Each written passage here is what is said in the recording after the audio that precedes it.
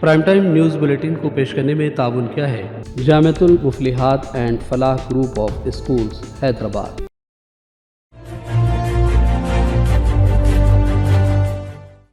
अस्सलाम वालेकुम नाज़रीन, सियासत टीवी के प्राइम टाइम में आप सबका तहरीर से इस्तकबाल है। मैं हूं फरजान अहमद। सबसे पहले पेश है प्राइम टाइम की हेडलाइंस।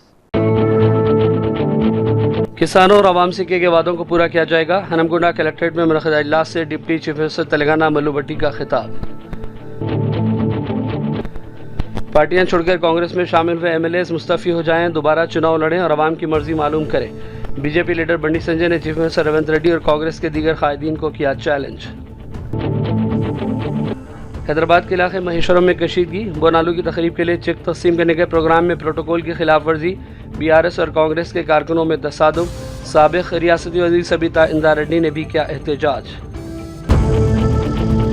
दिल्ली की Rouse Avenue court BRS leader के कविता और दीगर के खिलाफ दायर ज़िमनी चार्जशीट पर 22 जुलाई को करेगी समाअत। केसीआर की दफ्तर को तिहाड़ जेल में 4 महीने हुए मुकम्मल। इतवार की रात शहजादाबाद में बारिश से आम जिंदगी मुतासर, सड़कें झील में तब्दील, हुसैन सागर लबरेज हो गया। अजला निज़ामाबाद, वखाराबाद, संगारेड्डी, मेदक और कामारेड्डी में 18 जुलाई तक शदीद बारिश की पेश क़यासी। 13 में से 10 सीटों के ज़िमनी इंतखाबात में इंडिया इत्तेहाद का शानदार मुजाहरा रहा। मोदी और बीजेपी कायदीन के चेहरों पर मायूसी, लेकिन वही गुरूर और तकब्बुर बाकी है। कांग्रेस तर्जुमान पवन खेड़ा की शदीद नुक्ताचीनी। और अमरीकी सदर जो बाइडन ने अमरीकियों को तशद्दुद से दूर रहने और हालात के कदम पीछे हटकर देखने पर दिया जोर।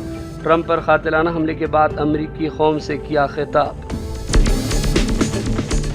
हेडलाइंस आपने देखी और अब पेश खबरों की तफसीलात। शुरुआत करेंगे तेलंगाना और हैदराबाद की खबरों से।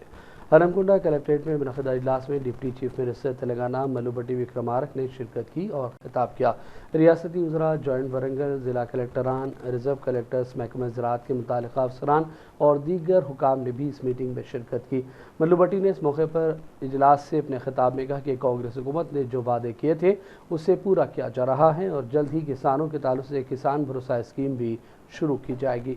उन्होंने इस मौके पर यकीन दिलाया कि अवाम से किए गए वादों को पूरा किया जाएगा। गौरव मुख्यमंत्री गारू रेवंत रेड्डी गारू कैबिनेट लो निर्णయం చేసి कैबिनेट सब कमिटी కూడా వేసి ఆ कैबिनेट सब कमिटी అన్ని జిల్లాల్లో సాధ్యమైనంత వరకు ఉమ్మడి జిల్లాల్లో పర్యటన చేసి రైతుల అభిప్రాయాలను తీసుకొని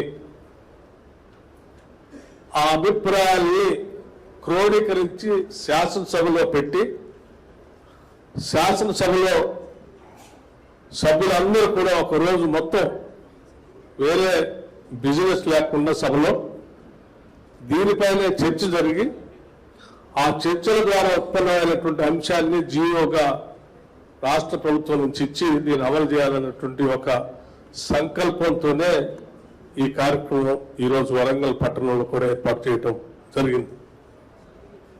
దీని ప్రధాన ఉద్దేశం ఇచ్చే రైతు భరోసాకి ఇచ్చే ప్రతి పైసా లేకపోతే ఏ కార్యక్రమం కోసమైనా మనం ఖర్చు పెట్టే ప్రతి పైసా ఇది ప్రజల సొమ్మే। ప్రజలందరూ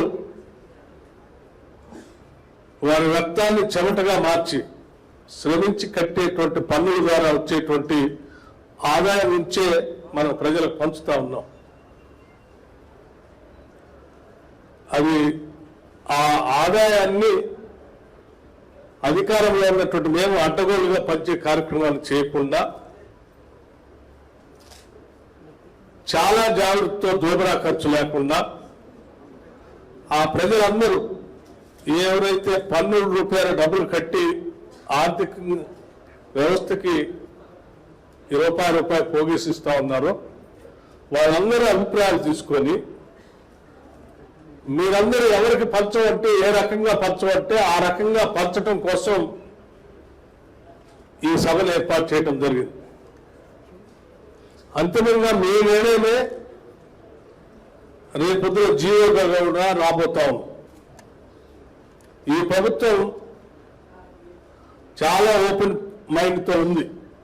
ఒక ఉన్నతమైనటువంటి ఆలోచనతోనే ప్రజాప్రభుత్వంగా ప్రజల దగ్గరకు వచ్చి ప్రజల ఆలోచనలు తీసుకొని ఈ నిర్ణయం చేయాలనేటువంటి ఆలోచనతో मरकजी ममलिकती वज़ीर दाखिला बंडी संजय ने चीफ मिनिस्टर रेवंत रेड्डी और कांग्रेस के दीगर कायदीन को चैलेंज किया कि पार्टी छोड़कर कांग्रेस में शामिल हुए एमएलए से कहा जाए कि वो मुस्तफ़ी हो जाएं और दोबारा चुनाव लड़ें और अवाम की मर्जी मालूम करें। बंडी संजय ने बीआरएस के बीजेपी में जम होने की क़यास आराइयों के बारे में कहा कि अफवाहें फैलाई जा रही हैं। उन्होंने भी कहा कि अगर हरीश राव भी बीजेपी में आना चाहें तो पहले बीआरएस के एमएलए की सीट छोड़ दें और फिर दोबारा इलेक्शन लड़ें। హరీష్ రావు పోటీ చేస్తాడు, మంచి ప్రజాపాలన ఉంది కాబట్టి ఈజీగా నిలుపుకోగలుగుతాడు. మంచి పొలిటీషియన్ ఏమనుకోండి, ఓపెన్ గా చెప్తారు. ఢిల్లీలో అట్లా చర్చలు ఏమన్నా జరిగినాయి సార్ గతంలో? చర్చలు మాకే వస్తున్నాయి చర్చలు. ఇప్పుడు బీఆర్ఎస్ పార్టీ ఏముంది చెప్పారు? బీఆర్ఎస్ పార్టీ చెప్పారు 8 పార్లమెంట్ స్థానాలు మేము గెలిచాం, వాళ్ళు 0. అప్పుడు కేసీఆర్ గిజాన్ అడిగారు బీజేపీ ఏముంది అన్నాడు. ఇప్పుడు నేనంటాను మీది ఏముంది అని నేను అంటున్నాను. ఇప్పుడు మాది గింత పార్టీ అన్నావు, కేంద్రంలో అధికారంలో ఉన్నప్పుడు కూడా మరి గింత పార్టీ అన్నావు. ఇప్పుడు నీదెంత పార్టీ? నీ గింత పార్టీ నేను అహంకారంతో మాట్లాడలేను. కేసీఆర్ గారు ఇంతకుముందు చాలా అవమానకరంగా మాట్లాడారు. భారతీయ జనతా పార్టీ నాయకులను హేళన చేసే విధంగా మాట్లాడారు. కేంద్ర స్థాయి నాయకులను కూడా అవమానపరిచేందుకు కేసీఆర్ గారు మాట్లాడారు. ఇప్పుడు డ్యామేజ్ కథ అడ్డం తిరిగిలక ఇప్పుడు ఆయనకే గుర్తొస్తుంది. కాబట్టి అధికారంలో ఉన్నా అధికారంలో లేకున్నా కూడా ఏ పొలిటీషియన్ అనగా పొలైట్గా ఉండాలి, విమర్శలు చేయాలి. కానీ హేళన చేసే విధంగా కించపరిచే విధంగా మాట్లాడితే ఇలా కేసీఆర్ కుటుంబం చూసి అందరు నేర్చుకోవాలి. ఇప్పుడు పొలిటీషియన్స్ నేర్చుకోవాలి.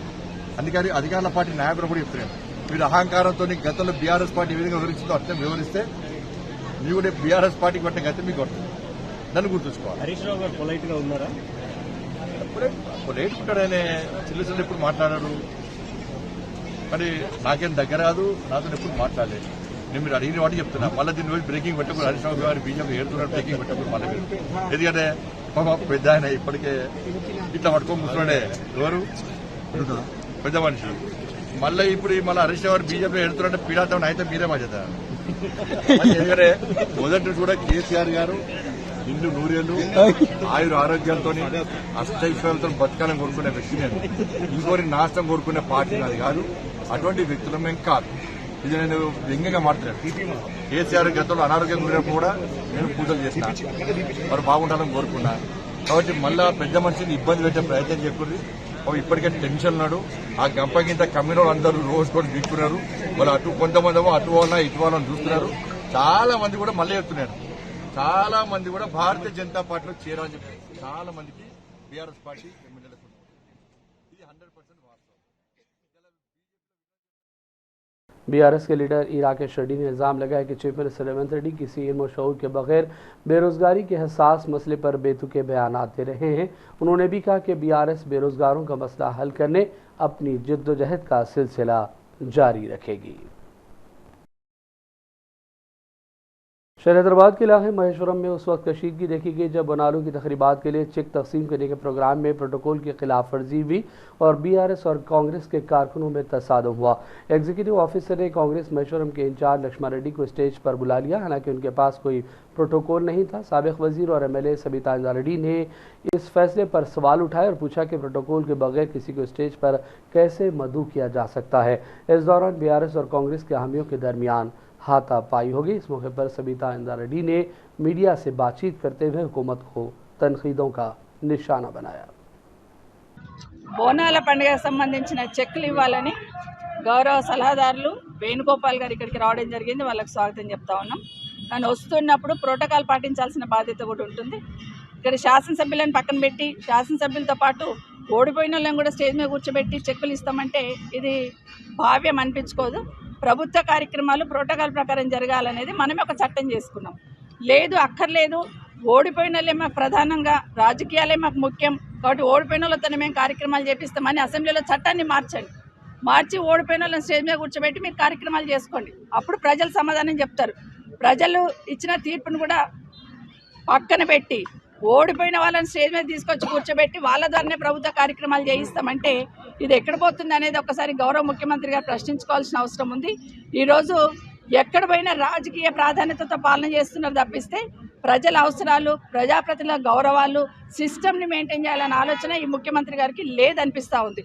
ఈరోజు రాష్ట్రంలో యువత ఒక సైడు అల్లకల్లోలం అవుతూ రోడ్డు మీదకి వచ్చి వాళ్ళ వాళ్ళ వ్యూ వాళ్ళ ఆలోచన వినండి అంటే వినే తీరికి ప్రభుత్వానికి లేదు. కానీ ఈరోజు ఇలాంటి పాలన చేయడానికి ఇలాంటి పార్టీ పరంగా అన్ని కార్యక్రమాలు చేస్తూ ఉన్నారు. ఇప్పటికైనా గౌరవ స్పీకర్ గారు దయచేసి ఆలోచించండి. ప్రతిపక్ష ఎమ్మెల్యేలు ఉన్న ప్రతి దగ్గర ప్రోటోకాల్కి విరుద్ధంగా కార్యక్రమాలు జరుగుతూ ఉన్నాయి. దయచేసి మీరైనా దీన్ని కట్టడి చేయండి. ఈరోజు ముఖ్యమంత్రి గారు కూడా మరొకసారి విజ్ఞప్తి చేస్తూ ఉన్నాం. మీరు ఎమ్మెల్యేగా ఎట్లయితే గెలిచి వచ్చినారో మేము ఎమ్మెల్యేగా గెలిచి వచ్చినాం. మీరు ఎట్లయితే ప్రజల ఓట్లతో గెలిచి వచ్చినారో మేము ప్రజల ఓట్లతోనే గెలిచి వచ్చినాం. మరి ఇక్కడ ఓడిపోయిన వాళ్ళని స్టేజ్ మీద కూర్చోబెడితే మీ నియోజకవర్గంలో మీరు కూడా ఓడిపోయినా స్టేజ్ మీద కూర్చోబెట్టుకోండి. అట్లా పాలన చేయండి. అంతే ప్రతి ఎమ్మెల్యే దగ్గర కూడా ఎమ్మెల్యేతో పాటు ఓడిపోయినోడు కూడా స్టేజ్ మీద ఉండాలంటే మీరు కొడంగల్లో కూడా మీతో పాటు ఓడిపోయినా కూడా స్టేజ్ మీద కూర్చోబెట్టి కార్యక్రమాలు చేయండి. అట్లా చట్టాన్ని తీసుకురండి. లేదంటే పర్యవేక్షించండి. భవిష్యత్తులో ఇలా జరగకుండా ప్రజలకు అందాల్సిన సామరస్యంగా दिल्ली की Rouse Avenue court BRS leader के कविता और दीगर के खिलाफ दायर ज़िमनी चार्जशीट पर 22 जुलाई को समाप्त करेगी। तीसरी चार्जशीट में सीबीआई ने कविता को मुलजिम बनाया है कि कविता और सीबीआई ईडी दोनों मामलात में तिहाड़ जेल में बंद हैं। इससे कबल ईडी ने 10 मई को इसी अदालत में ज़िमनी चार्जशीट दाखिल की थी, जिसमें ईडी ने इल्ज़ाम लगाया कि कविता साउथ ग्रुप की एक अहम रुकन थी, जिसे दिल्ली में शराब के लाइसेंस के एक बड़े हिस्से के बदले में आम आदमी पार्टी को 100 करोड़ रुपए की मुबैना रिश्वत देने का इल्ज़ाम है। आपको बताते चले कि ईडी ने तेलंगाना के साबिक़ चीफ मिनिस्टर केसीआर की दख्तर कविता को 15 मार्च को दिल्ली शराब पॉलिसी घोटाले में मनी लॉन्ड्रिंग और इससे मुताल्लिक़ सैकड़ों करोड़ रुपए के लेन देन के मामले में हैदराबाद से गिरफ्तार कर लिया था। इस मामले में अब तक 18 लोगों की गिरफ्तारी हो चुकी है, जिसमें चीफ मिनिस्टर दिल्ली अरविंद केजरीवाल भी शामिल हैं। ऑल इंडिया स्टूडेंट्स फेडरेशन के कारकुन की बड़ी तादाद को इस वक्त पुलिस ने गिरफ्तार कर लिया, जबकि स्कॉलरशिप की अदायगी और दीगर तलबा के मुतालबात को लेकर कारकुन एहतजाज कर रहे थे। सेक्रेटरीट के घेराव का इंतबाह भी दिया गया था। पुलिस ने एहतजाजी तलबा को गिरफ्तार कर लिया और उन्हें पुलिस स्टेशन को मुंतकिल कर दिया गया। बाग अम्बा नामपली हैदराबाद में सुबह के औकात में चहलकदमी करने वालों की एसोसिएशन ने चीफ मिनिस्टर रेवंत रेड्डी से नुमाइंदगी की है कि बाग अम्बा की तज़ीन नौ की जाए। हुकूमत से कहा गया कि बाग अम्बा में रोज़ाना सफाई सुथराई को यकीनी बनाया जाए। चहलकदमी करने वालों ने कहा कि पब्लिक गार्डन में कचरे की कुंडी तक दस्तियाब नहीं है और वॉशरूम्स का भी इंतहाई बुरा हाल है। बाग अम्बा में बेंचेस टूट गई हैं और कोई पुरसाने हाल नहीं है।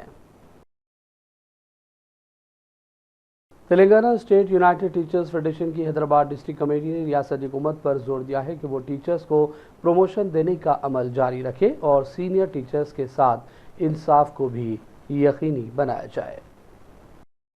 बीबी का अलावा दबीपुरा पर रियासती हुकूमत के मुशीर मोहम्मद अली शब्बीर ने हाजिरी दी। उन्होंने इस मौके पर मीडिया से बातचीत भी की।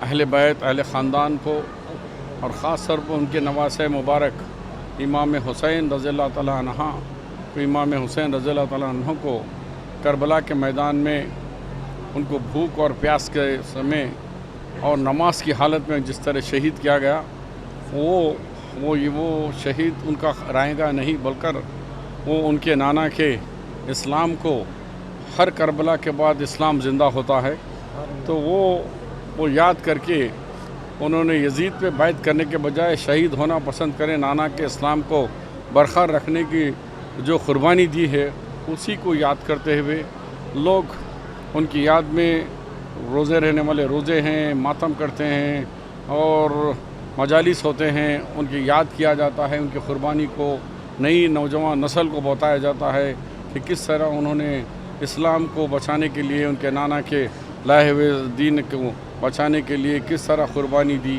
ये हमारे लिए एक सबक आमोज़ वो है कि हम सब उसकी तक़लीद करते हैं। और शहर हैदराबाद ये कई बरसों से, सबों बरसों से यहाँ से बीबी के अलम से अलम निकाला जाता है और उसमें हाथी के साथ जुलूस होता है और हर तबका इसमें शरीक होता है। हिंदू, मुसलमान, सिख, ईसाई, बालिहाज़ मज़हब व मिल्लत, हमारे शिया बरदरी के साथ सुन्नी बरद सब लोग इसमें शरीक होते हैं। तो ये एक इसमें हम लोगों को आज कांग्रेस पार्टी की तरफ से आकर हमको भी ज़ियारत का मौका मिला और इंशाल्लाह परसों के दिन जो होगा तो हाथी का एक बड़ा मसला था, हुकूमत ने। और अब लेते हैं छोटा सा ब्रेक। ब्रेक के बाद दोबारा हाजिर होंगे।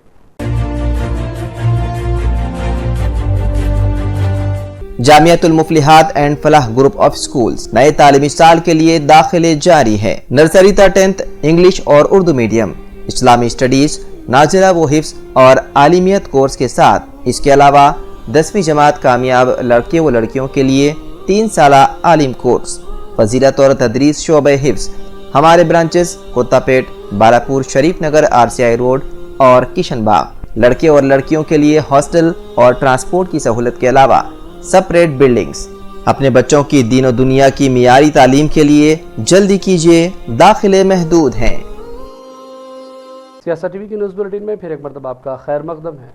साइबराबाद की स्पेशल ऑपरेशन टीम ने शहर हैदराबाद के नवाही इलाके डंडीगल में एक शख्स को गांजे के साथ गिरफ्तार कर लिया। पुलिस ने इसके पास से लगभग 4.25 किलो मुनशियात जब्त कर ली है। ये शख्स जो उड़ीसा का रहने वाला है, डंडीगल में एक प्राइवेट कंपनी में सिक्योरिटी गार्ड के तौर पर काम करता रहा है और उसने ये ममनुआ शय उड़ीसा से ही खरीदी थी। SOT पुलिस के अहदेदारों ने कहा कि वो इसे मुकामी लोगों को फरोख्त कर रहा था। एक और मामले में SOT पुलिस वालों ने अलवाल में एक शख्स को 2 किलोग्राम अफयून के साथ पकड़ा है। राजस्थान का रहने वाला एक शख्स 10 लाख रुपए की ममनुआ अशिया फरोख्त कर रहा था। एक इत्तला पर SOT ने ये गिरफ्तारी अमल में लाई।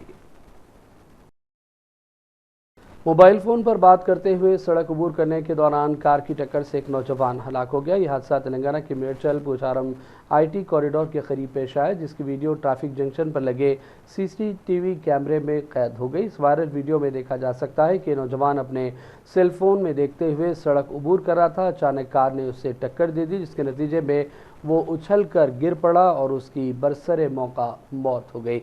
इस हादसे के बाद कार वहां से चली गई। मालूम शख्स की शनाख्त 38 साला B गिरीबाबू के तौर पर की गई है। और अब बात करेंगे मौसम के हवाले से। दफ्तर मौसमियात ने खबरदार किया है कि अजला, निज़ामाबाद, वक़ाराबाद, संगारेड्डी, मेदक और कामारेड्डी में 18 जुलाई तक ज़ोरदार बारिश हो सकती है। शाम और रात के औक़ात में तेज़ हवाएं चलने का इम्कान है। याद रहे कि इतवार की रात शहर हैदराबाद के मुख्तलिफ इलाकों में खूब बारिश हुई। बारिश का सिलसिला रात देर गए तक जारी रहा, जिससे शहर की सड़कें तालाब में तब्दील हो गई। कृष्णा नगर में बारिश के पानी से मोटर बाइक्स और कार भी पानी में बह गई। इस दौरान महकमा मौसमियात ने इत्तला दी है कि शहर हैदराबाद में आइंदा 2 दिनों तक भारी बारिश होने का इम्कान है, जबकि अजला में 5 दिनों तक शदीद बारिश की पेशकयासी की गई है। शहर हैदराबाद में शदीद और मूसलाधार बारिश के बाद हुसैन सागर यानी टैंक बंड की सतह आब में इजाफा हो गया और वो लबरेज होने के करीब है। डिजास्टर रिस्पांस फोर्स और सफाई महकमे के अमले को शहर में कई मुकामात पर पानी जमा होने के मुकामात की सफाई करते और रुकावटों को दूर करते देखा गया, ताकि पानी जमा होने की शिकायत का इजाला हो सके। इस दौरान हुसैन सागर झील की जुमला सतह आब 514.45 मीटर है। इतवार की रात की बारिश के बाद ये सतह आब 513 पार कर गई। मेयर हैदराबाद गदवाल विजय लक्ष्मी ने सतह आब में इजाफे को देखते हुए सूरत हाल का जायजा लिया और अहदेदारों को हिदायत दी कि वो इस बात को यकीनी बनाएं कि जानो माल का कोई नुकसान न होने पाए।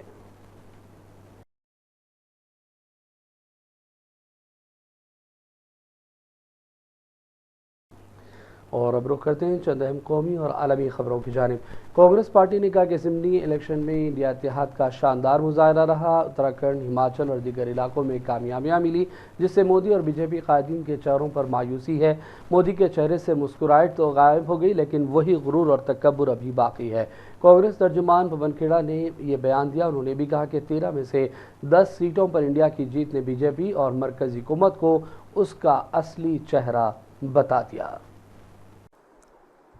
प्रधानमंत्री जी आज शायद किसी विवाह में शामिल हों, उनके चेहरे पे आज मुस्कान नहीं होगी, अच्छा नहीं लगता, लेकिन नहीं होगी, अब क्या कर सकते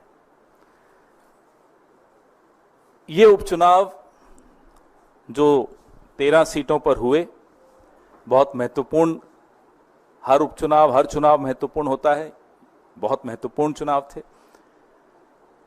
दूसरी बार 1.5 महीने में, 1 महीने में समझ लीजिए, दूसरी बार भारतीय जनता पार्टी को देश की जनता मजबूती से कुछ संदेश देना चाहती है। लोकसभा चुनाव में संदेश बहुत स्पष्ट था, हुजूर इस कदर भी न इतरा के चलिए। अब 1 महीना हो गया, लोगों ने देखा रवैया में कोई फर्क नहीं है, अभी भी वही ऐंठ, वही घमंड, वही अहंकार। फिर से एक संदेश दिया उत्तराखंड में हम दोनों सीटें जीत गए, बद्रीनाथ की भी और मंगलोर की भी। हिमाचल में एक थोपा हुआ चुनाव, निर्दलीय 3 विधायकों से इस्तीफा लिया गया, उनसे इस्तीफा करवाया गया, हमारी सरकार को अस्थिर करने का प्रयास किया गया और जनता का पैसा एक थोपे हुए चुनाव पर बर्बाद करवाया गया। आप लोग उसको ऑपरेशन लोटस कहते हो, मैं उसको ऑपरेशन कीचड़ कहता हूं। ऑपरेशन वोटर्स सबसे बड़ा होता है, सबसे मजबूत जवाब देता है। हिमाचल में देहरा विधानसभा क्षेत्र में, नालागढ़ में हमें जीत हासिल हुई, हमीरपुर हम हारे हैं, लेकिन ये तीनों सीटें ऐसी हैं जिसमें असेंबली इलेक्शन में, विधानसभा चुनाव में इंडिपेंडेंट्स जीते थे, कांग्रेस नहीं जीती थी। इस बार कांग्रेस ने 3 में से 2 जीत ली है और अगर आप कुल मिलाकर 13 की 13 सीटों का कांग्रेस की तर्जुमान सुप्रिया श्रीनेत ने मोदी और मरकज की बीजेपी पर शदीद तनकीदें की। उन्होंने कहा कि 1 महीने में मुल्क की आवाम ने दूसरी मरतबा बीजेपी को सबक सिखा दिया। आवाम नीट पर चर्चा चाहते हैं, महंगाई कम होते देखना चाहते हैं और अवामी मसाइल को हल कराना चाहते हैं। अंदर ही एक और बड़ा संदेश दे रहा है और फिर से कह रहा है कि हमें नफरत की, हिंसा की, वैमनस्य की, उल जलूल की बातों की राजनीति नहीं चाहिए। हमें अमन चाहिए, हमें शांति चाहिए, हमें चैन चाहिए, हमें मोहब्बत चाहिए, हमें प्रगति चाहिए। यह देश कह रहा है कि नीट पर चर्चा चाहिए। यह देश कह रहा है कि मणिपुर के घाव पर मरहम चाहिए। यह देश कह रहा है बेरोजगारी और महंगाई से निजात चाहिए। एक संदेश प्रभु ने भी दिया है। पहले अयोध्या हारी बीजेपी और अब बद्रीनाथ धाम हार गई। यही नहीं, बीजेपी, अयोध्या, ये सब राम जी से संबंधित जगह हैं। अयोध्या, सीतापुर, बस्ती, प्रयागराज, चित्रकूट, कोप्पल, नासिक, रामटेक, रामेश्वरम सब हारते हुए अब बद्रीनाथ भी हार गई। उत्तराखंड में हम 2 सीट जीते, मंगलौर और बद्रीनाथ धाम की। कहने वाले बीजेपी के कह रहे हैं मंगलौर में मुस्लिम ज्यादा है, बद्रीनाथ में तो 98% हिंदू है। क्या कहिएगा वहां क्यों हार गए? और मंगलौर में जो प्रशासन के साथ मिलकर गंद करी थी चुनाव के दौरान, जो रक्त रंजन किया था, जो मुस्लिम मतदाताओं को जबरन वोट ना देने दिया था, उसका परिणाम सामने है। बीजेपी सिरे से हार गई है। हिमाचल प्रदेश में भी लोगों की हिमाचलियत को ललकार दिया था, जनादेश का असम्मान किया था, सरकार को गिराने का कुत्सित प्रयास किया था। जिन 3 सीटों पर निर्दलियों का इस्तीफा दिलाकर चुनाव कराया गया, उनमें से 2 कांग्रेस ने जीत ली। तो हिमाचल ने भी खड़े होकर कहा कि हमारे जनादेश, हमारे मताधिकार के साथ असम्मान मत कीजिए, हमारी हिमाचलियत को मत ललकारिए।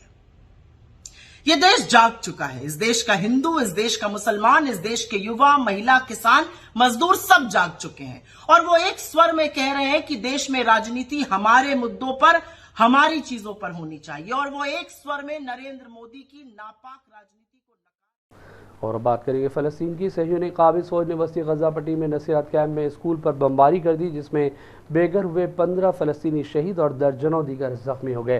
काबिज़ फौज ने स्कूल में मौजूद बेघर अफराद का हौलनाक कत्लेआम किया, जिसमें कम से कम 15 अफराद लुक़्मे अजल बने। यह कत्लेआम फ़लस्तीनी अवाम के खिलाफ काबिज़ इसराइली फ़ौज की जानिब से मुसलसल 10 महीनों से जारी नस्लकुशी के जुर्म का सिलसिला है। जालिम फ़ौज ने बेघर अफराद की रिहाइश गाहों पर बमबारियाँ की। ख्याल रहे कि गुज़िश्ता 7 अक्टूबर से इसराइली फ़ौज गजा पट्टी पर तबाहकुन जंग जारी रखे हुए हैं और अब तक 39,000 मासूम फ़लस्तीनी बाशिंदे शहीद हो चुके।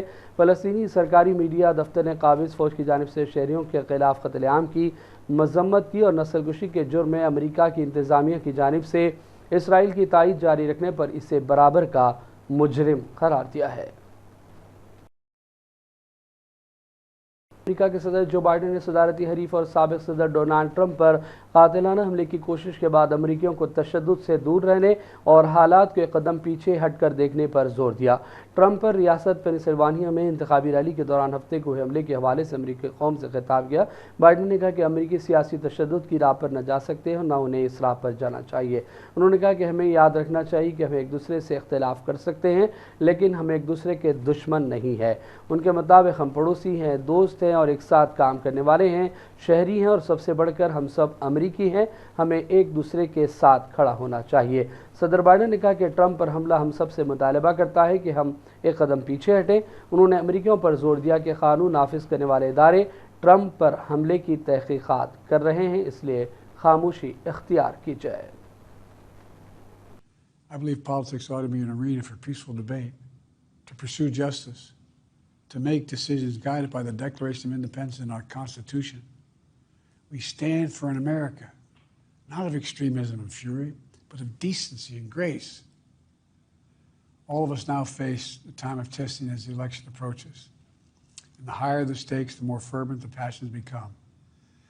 This places an added burden on each of us to ensure that no matter how strong our convictions, we must never descend into violence. The Republican convention will start tomorrow.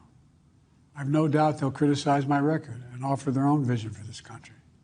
I'll be traveling this week making the case for our record and the vision, my vision of the country, our vision. I'll continue to speak out strongly for our democracy, stand up for our Constitution and the rule of law, to call for action at the ballot box, no violence on our streets. That's how democracy should work. We debate and disagree. We compare and contrast the character of the candidates, the records, the issues, the agenda, the vision for. Now, that's how we do it, at the battle box, not with bullets. The power to change America should always rest in the hands of the people, not in the hands of a would-be assassin. You know, the path forward through competing visions of the campaign should always be resolved peacefully, not through acts of violence. You know, we're blessed to live in the greatest country on earth, and I believe that with every soul, every power of my being. So tonight, I'm asking every American to recommit, to make America, think about it. What's made America so special? Here in America, everyone must be treated with dignity and respect, and hate must have no safe harbor. Here in America, we need to get out of our silos, where we only listen to those with whom we agree, where misinformation is rampant, where foreign actors fan the flames of our division to shape the outcomes consistent with their interests, not ours. Let's remember, here in America, while unity is the most elusive of goals right now, nothing is more important for us now than standing together. We can do this. You know, from the beginning, our founders understood the power of passion. So they created a democracy that gave reason and balance a chance to prevail over brute force. That's the American we must be. An American democracy where arguments are made in good faith. An American democracy where the rule of law is respected. An American democracy where decency, dignity, fair play aren't just quaint notions, but living, breathing realities. We owe that to those who come before us, to those who gave their lives for this country. We owe that to ourselves. We owe it to our children and our grandchildren. और अब आखिर में headlines पर डालेंगे एक और नजर। किसानों और आवाम से किए गए वादों को पूरा किया जाएगा। हनमकुंडा कलेक्ट्रेट में मुनक़िदा इजलास से deputy chief minister Telangana Mallu Bhatti का खिताब। पार्टियां छोड़कर कांग्रेस में शामिल हुए एमएलएस मुस्तफ़ी हो जाएं, दोबारा चुनाव लड़ें और आवाम की मर्जी मालूम करें। बीजेपी लीडर बंडी संजय ने चीफ मिनिस्टर रेवंत रेड्डी और कांग्रेस के दीगर कायदीन को किया चैलेंज। हैदराबाद के इलाके महेश्वरम में कशीदगी, बोनालू की तकरीब के लिए चेक तकसीम करने के प्रोग्राम में प्रोटोकॉल की खिलाफ वर्जी, बीआरएस और कांग्रेस के कारकुनों में तसादुम। साबिक रियासती वज़ीर सबिता इंदा रेड्डी ने भी किया एहतजाज। दिल्ली की Rouse Avenue court BRS leader के कविता और दीगर के खिलाफ दायर ज़िमनी चार्जशीट पर 22 जुलाई को करेगी समाअत। केसीआर की दफ्तर को तिहाड़ जेल में 4 महीने हुए मुकम्मल। इतवार की रात शहरदाबाद में बारिश से आम जिंदगी मुतासर, सड़कें झील में तब्दील, हुसैन सागर लबरेज हो गया। अजला निज़ामाबाद, वखाराबाद, संगारेड्डी, मेदक और कामारेड्डी में 18 जुलाई तक शदीद बारिश की पेशकयासी। 13 में से 10 सीटों के ज़िमनी इंतखाबात में इंडिया इत्तेहाद का शानदार मुजाहरा रहा। मोदी और बीजेपी कायदीन के चेहरों पर मायूसी, लेकिन वही गुरूर और तकब्बुर बाकी है। कांग्रेस तर्जुमान पवन खेड़ा की शदीद नुक्ताचीनी। और अमरीकी सदर जो बाइडेन ने अमरीकियों को तशद्दुद से दूर रहने और हालात के कदम पीछे हटकर देखने पर दिया जोर। ट्रंप पर कातिलाना हमले के बाद अमरीकी कौम से किया खिताब। प्राइम टाइम का सिलसिला फ़िलहाल यही ख़त्म करते हैं। मोहम्मद फरजान अहमद को पूरी टीम के साथ इजाज़त दें। देखते रहिए सियासत टीवी। अल्लाह हाफिज़। प्राइम टाइम न्यूज़ बुलेटिन को पेश करने में ताउन किया है Jamiatul Muflihat and Falah group of schools Hyderabad. Jamiatul Muflihat and Falah group of schools नए तालीमी साल के लिए दाखिले जारी है। नर्सरी तक 10th इंग्लिश और उर्दू मीडियम, इस्लामी स्टडीज, नाजिला व हिफ्स और आलिमियत कोर्स के साथ इसके अलावा 10वीं जमात कामयाब लड़के व लड़कियों के लिए 3 साला आलिम कोर्स, फजीलत और तदरीस शोबे हिफ्स। हमारे ब्रांचेस कोत्तापेट, बालापुर, शरीफ नगर, RCI रोड और किशनबाग। लड़के और लड़कियों के लिए हॉस्टल और ट्रांसपोर्ट की सहूलत के अलावा सेपरेट बिल्डिंग्स। अपने बच्चों की दीन और दुनिया की मियारी तालीम के लिए जल्दी कीजिए, दाखिले महदूद हैं।